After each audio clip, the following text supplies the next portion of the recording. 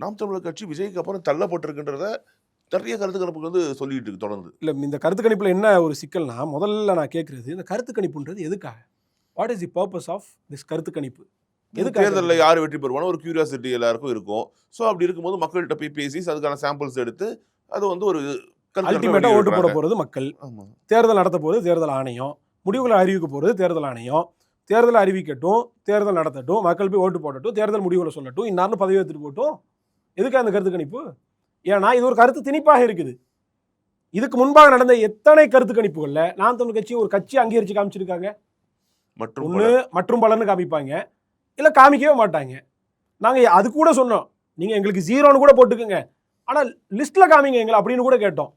அப்படி கேட்டதனுடைய விளைவாக இன்னைக்கு ஒரு அங்கீகரிக்கப்பட்ட கட்சியாக நாம் தமிழர் கட்சி மாறி நிற்கிறதுனால இன்னைக்கு அவங்கள தவிர்க்க முடியல.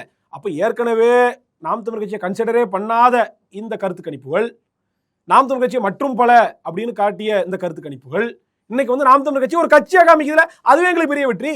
நான் இன்னும் கேட்குறேன், இப்போ விஜய் எங்களுக்கு முன்னாடி காமிக்கிறாங்கல்ல, போன கருத்து கணிப்புகளில் கமலஹாசனுக்கு முன்னாடி காமிச்சாங்கல்ல, டிடிவி தினகரன் எங்களுக்கு முன்னாடி காமிச்சாங்கல்ல, எங்கே போனாங்க?